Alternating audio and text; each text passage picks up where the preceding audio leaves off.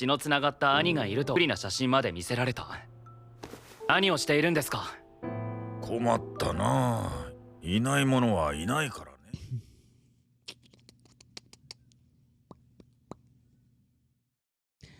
All right, I started talking about this last week, and I kind of felt that the show, Couple of Cuckoos, really started to fall apart. And this week, we're on episode number 19. And because it started to fall apart, I'm like, yo, I'm going to take some notes, okay? I'm going to take some notes about the episode. And last week, I started saying, like, it's falling apart, and, you know, plot armor can only hold together a anime or any source material or anything, you know, even a light novel or something. Like, it can only, plot armor can only hold something on together for so long. If there's bad writing, the bad writing is going to come through. And honestly, like, a Couple of Cuckoos just infinitely showed me that there is some serious bad writing. And if we take everything at face value, okay, let me give you guys two opinions.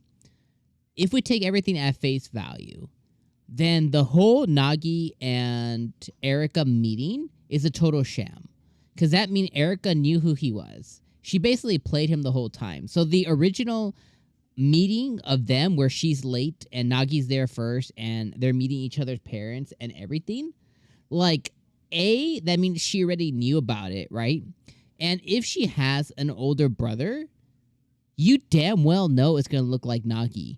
And the other thing on top of it is she even said herself during her flashback that, oh, she thought Nagi was her older brother. We're going to talk about all of it, but she thought he was his older brother.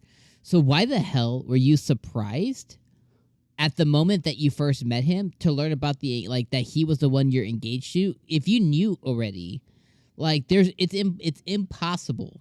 Like, it just ruined the whole entire show.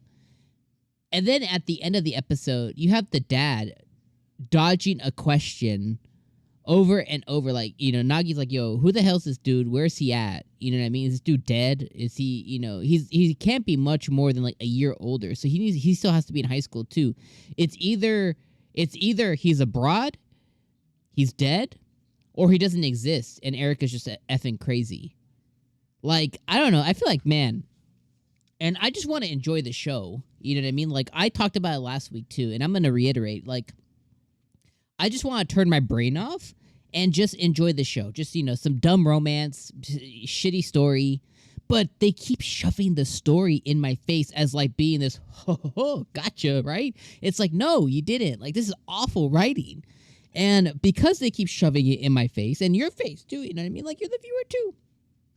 You know, I get that we're almost 20 episodes in, but they keep shoving the story and the plot into our face. It's like, how can I not comment on it? How can I not judge it if they're like, we're more than just a romantic comedy, you know, here's story, you know, and then it's like, but we're trying to be secretive about the story because the dad won't actually say if the brother exists or not. You know what I mean? He's going to say stuff like, that's my only son, but yet we're going to have a picture of somebody who looks like Nagi. It's just... okay. Let me show you guys some of my notes this episode. I've never done this before, so I don't take a lot of notes most times that I'm watching an episode. Like, I may take, like, you know, like some footnotes, like, you know, just a couple of things like to note, but for the most part, it's mostly on the cuff. But sometimes I take deeper notes. So let me show you guys what's up here, and I just want to share this with you guys. So here's kind of like what I wrote, and I'll kind of go through my notes too. So. First off, I was surprised that Erica showed Nagi the picture. Then we see that it's a childhood picture of Nagi. Immediately, I'm like, yo, had these two met before? Like, what the F, right? And then I was like, oh, they had a little relationship when they were younger because Nagi was, like, I guess, you know, creating this random... because he was constructing this, like, vision or, like, dream of them. And that was all false. Because then immediately I was like, you know, because during that vision, I was like, how do they not know? She brought up the engagement. Things are changing, you know what I mean? Then I was like, oh, it's false. Then I was like, oh, then this is when Erica revealed, like, oh, no, you have a brother, a blood brother out there. And then I was like, I called it. Because if you guys have been with me for a while, I was like, yo, ever since this picture and stuff came, I was like, yo, I bet Nagi was like a twin or something like that. I bet he was a twin.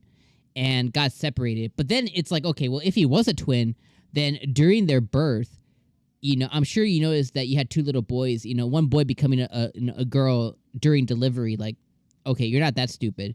So it ends up that apparently this dude is this, what's his name? I wrote it down here. His name was Amino Sasuke. So Sasuke, where is Sasuke? That this dude was a older, he's like a year older, maybe 2 years older. Then I was like, yo, he has a brother, but that makes no sense. So is it a twin? Is he older? What the F is the deal, right? It's kind of what I wrote down. And then he asked, like, does the Umino family know? And it's like, oh, she's like, no, they don't know. And then I'm like, okay, well, did the brother disappear? Because she's like, oh, he's not around anymore. I'm like, they're like 15 years old or something, maybe 16. So he's only like 17, maybe 18. So it's either he's abroad, he's dead. Like, she's like, oh, he's away. I'm hoping that he finds me someday. So I'm just like, did he die early on? And, like, what the hell's going on here exactly? Because all her memories are just of him being like a little boy. We haven't seen a memory yet this episode of him being older. Then my next thing was, obviously Amino, Erika has feelings for Nagi. You know what I mean? Whether she has a brother complex or not. So I was immediately like, how are you going to have feelings for someone who looks like your brother? That's just weird. Why would you want your daughter married to someone that looks like their kid, right? It's like, why would, if you have a kid, right, and they look a certain way, it's like, why would you want your kid to marry somebody who looks like you? It's like, that's like you having them marry your actual child. It's just so weird. It's just so weird. I kept writing that. So weird. And I wrote down here again. Look and see what I mean? I was like, why be betrothed to someone who looks like your brother or older brother? It's just ill. Like, why? Like, why would you fall in love and everything? It's just weird. It's just bad writing. Then I was like, okay, how does she not know she's gonna meet him? Like, why act surprised? He looks like your brother. That's stupid, playing dumb. And it's like, well, why was she playing dumb? You know what I mean? These are all these questions that I have as I'm kind of like watching this. Where did he go? Because he can't be that much older, right? I wrote down Nagi's just a brother substitute because he started worrying about that. And I was like, oh, well, she has a brother complex. That makes sense. Okay. She has a brother complex. And I guess now we have one that looks like it. We have another version of your brother that's free game, essentially. Then, we had Nagi finally going to meet the Amino dad. And he was like, oh, the only son of mine. And then I was like, he almost looks the same age, a year older. And then he begins to say like, oh, there is no other son or whatever. But like, how is that possible? You have a picture. Like, who the F is that in the picture? So that leads me to this dude must have died. You know what I mean? He must have got hit by a car or something. Truck-kun came and took him. He reincarnated. He got isekai'd. It's either that or Erika's just crazy.